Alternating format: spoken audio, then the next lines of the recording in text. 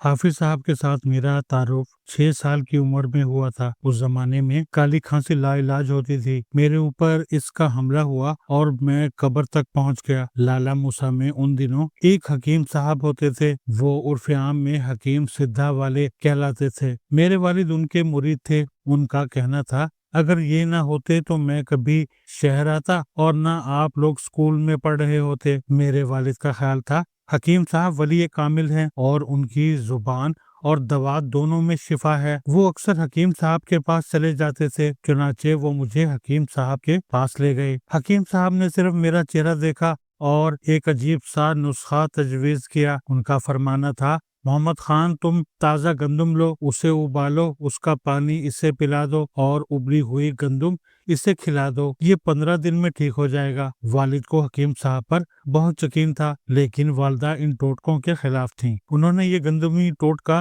ماننے سے انکار کر دیا۔ چنانچہ والد نے مجھے لیا اور گاؤں جا کر دادی کے حوالے کر دیا۔ دادی کو پورا خاندان بیبے جی کہتا تھا۔ بیبے جی نے حکیم صاحب کے نسخے کے مطابق مجھے روزانہ 2 ٹائم گندم ابال کر کھلانی اور پلانی شروع کر دی۔ اللہ کی کرنی یہ ہوئی میں واقعی ٹھیک ہو گیا۔ میں آج بھی جب کالی کھانسی اور گندم کا آپس میں جوڑ تلاش کرتا ہوں تو مجھے کوئی سرا نہیں ملتا۔ وہ خالصتاً حکیم صاحب کا کرشمہ تھا۔ یہ حکیم صاحب سے میرا پہلا تعارف تھا۔ میں اس کے بعد گاہے بگاہے ان کے مطب پر جاتا رہا۔ حکیم صاحب حافظ قرآن تھے۔ وہ سارا دن تلاوت فرماتے تھے اور مریض دیکھتے تھے۔ مریضوں پر بھی وہ صرف ایک نظر ڈالتے تھے اور سادہ سا نسخہ تجویز کر دیتے تھے۔ ان کے پاس میلہ لگا رہتا تھا، ان میں مریض بھی ہوتے تھے اور ان کے مرید بھی۔ وہ اکثر اوقات مجذوبیت میں کسی نہ کسی کے بارے میں کچھ فرما دیتے تھے اور پھر ویسا ہی ہو جاتا تھا۔ میں شروع میں والد صاحب کے ساتھ ان کے پاس جاتا تھا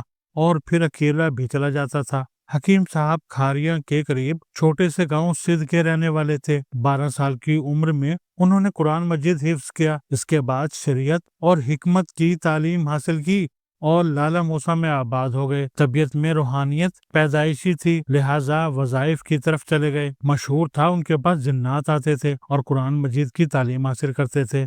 بے شمار لوگ گواہی دیتے تھے۔ ہم نے اپنی آنکھوں سے لوگوں کو آتے اور پھر بیٹھے بیٹھے غائب ہوتے دیکھا۔ مدتوں بعد ان کے صاحبزادوں سے ملاقات ہوئی تو میں نے ان سے جنات کے بارے میں پوچھا۔ انہوں نے گواہی دی بابا جی حضور کے پاس واقعی جنات آتے تھے، ہم نے اپنی آنکھوں سے دیکھا تھا۔ بہرحال قصہ مختصر، میں 12 سال کی عمر میں ایک تپتی دوپہر میں حکیم صاحب کے پاس چلا گیا۔ میرے ہاتھ میں مشرق اخبار کا بچوں کا صفحہ تھا۔ حکیم صاحب اس دن اکیلے بیٹھے تھے، سخت گرمی تھی اور ہاتھ کا پنکھا پکڑ کر اسے آہستہ آہستہ ہلا رہے تھے۔ مجھے دیکھ کر مسکرائے، اندر کی طرف منہ کر کے آواز دی، چھوٹا چودھری آیا ہے، اس کے لیے شربت بھجوا دیں۔ اندر سے جی اچھا کی آواز آئی اور وہ میری طرف متوجہ ہو گئے۔ مجھ سے پوچھا پتر تمہارے ہاتھ میں کیا ہے؟ میں نے ادب سے بچوں کا صفحہ ان کے سامنے رکھ دیا۔ حافظ صاحب نے اخبار دیکھا، اس پر عمر و عیار کی باتصویر کہانی چھپی تھی۔ حافظ صاحب نے پیار سے میرے سر پر ہاتھ پھیرا، منہ ہی منہ میں کچھ پڑھ کر پھونکا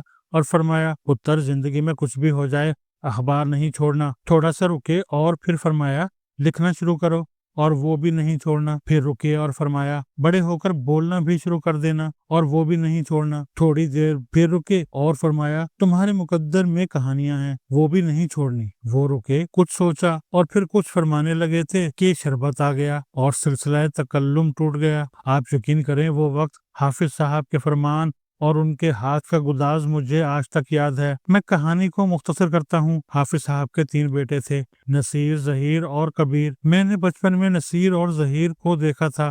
یہ دونوں مجھ سے بڑے تھے اور اپنے والد کا پیر کی طرح احترام کرتے تھے۔ بہرحال زندگی کا سفر جاری رہا۔ میں نے میٹرک کے بعد لالا موسیٰ چھوڑ دیا، جس کے بعد لوگوں سے رابطے بھی کم ہوتے چلے گئے، لیکن حافظ صاحب ہمیشہ یاد رہے۔ اس کے 3 وجوہات تھیں۔ میں نے زندگی میں بے شمار عبادت گزار، متقی اور پرہیزگار لوگ دیکھے ہیں، لیکن حافظ صاحب کو ہمیشہ ان سے آگے پایا۔ دوسرا، ان کے علاج سے میری جان بچی تھی، اور تیسرا، مجھے محسوس ہوتا تھا ان کی دعا نے میری زندگی کے راستے کشادہ کر دیے ہیں، لیکن اس تمام تر عقیدت کے باوجود ان سے رابطے کم ہو گئے۔ مجھے اس زمانے میں پتہ چلا حافظ صاحب کے دوسرے بیٹے ظہیر احمد نے ایئر فورس جوائن کر لی اور یہ اب جہاز اڑاتے ہیں۔ پھر پتہ چلا حافظ صاحب علیل ہیں اور ان کا چلنا پھرنا مفقود ہو چکا ہے۔ لیکن وہ اس عالم میں بھی ہر وقت تلاوت کرتے رہتے ہیں۔ میرے والد ان کی عیادت کے لیے جاتے رہتے تھے۔ ان کا کہنا تھا حافظ صاحب چارپائی تک محدود ہیں، لیکن ان کے کمرے اور جسم سے انتہائی شاندار خوشبو آتی ہے۔ یہ مجذوبیت میں کچھ نہ کچھ فرماتے بھی رہتے ہیں، لیکن ان کے الفاظ سمجھنا مشکل ہے۔ پھر پتہ چلا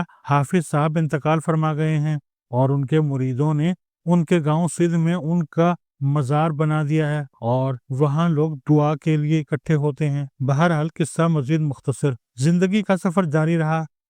اس دوران پتہ چلتا رہا حافظ صاحب کا بیٹا ظہیر احمد ایئر فورس میں مسلسل ترقی کر رہا ہے۔ پھر پتہ چلا یہ ایئر وائس مارشل بن گیا ہے اور یہ اپنے گاؤں سندھ کے غریب اور لاچار لوگوں کی بے تحاشا مدد کرتا ہے۔ اس نے وہاں سڑکیں بھی بنوائیں، اسکول بھی، اور درجنوں لوگوں کا مفت علاج بھی کرایا۔ ان کے بڑے صاحبزادے نصیر احمد سیاست میں آئے اور آہستہ آہستہ آگے بڑھ رہے ہیں، جبکہ تیسرے بیٹے نے بیرون ملک سے PhD کی اور یہ بھی اپنی فیلڈ میں بہت مشہور ہے۔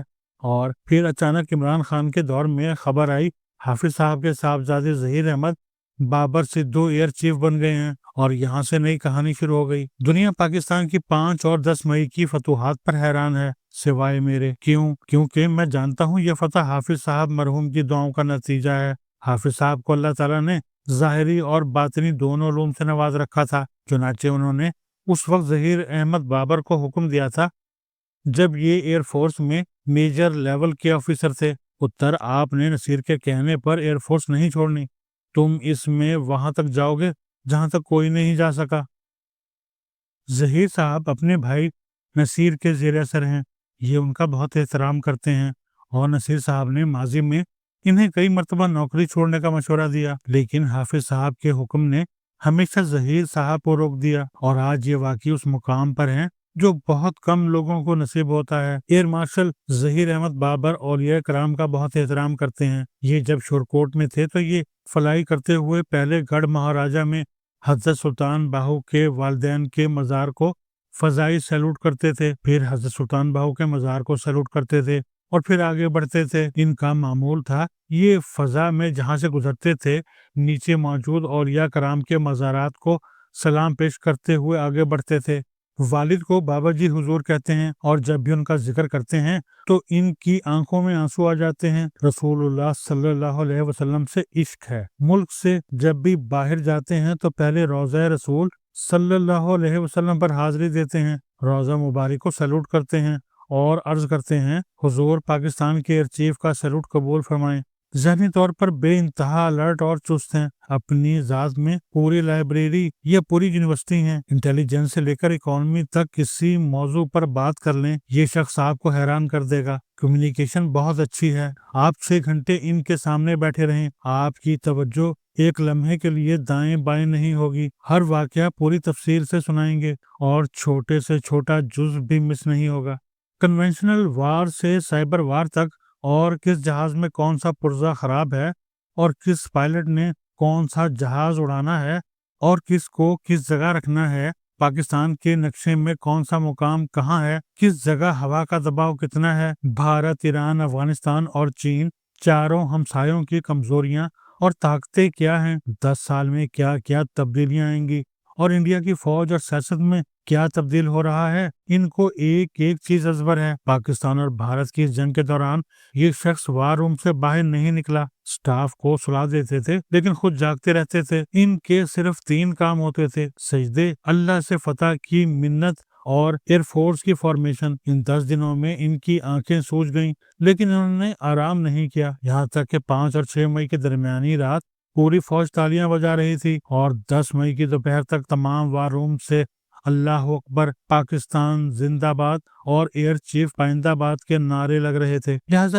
اس ایک شخص نے وہ کر دکھایا جس کی دنیا کو امید تک نہیں تھی۔ دنیا آج پاکستانی فتح کو air chief marshal Zaheer Ahmed Babar کا کارنامہ سمجھتی ہے، لیکن میں سمجھتا ہوں یہ صرف اور صرف حافظ صاحب مرحوم کی دعاؤں اور التجاؤں کا نتیجہ ہے، یہ ان کی برکات ہیں۔ ایئر چیف بھی یہ بات تسلیم کرتے ہیں، یہ مانتے ہیں جب محاذ تب گیا تھا تو میں نے بھائی سے کہا تھا آپ بابا جی سرکار کے مزار پر جائیں، میرا سلام کہیں اور ان سے عرض کریں آپ کے بیٹے اور آپ کے ملک کو آپ کی مدد چاہیے۔ میرے بابا جی سرکار میرے پیچھے کھڑے ہو گئے اور یوں ہم سرفراز ہو گئے۔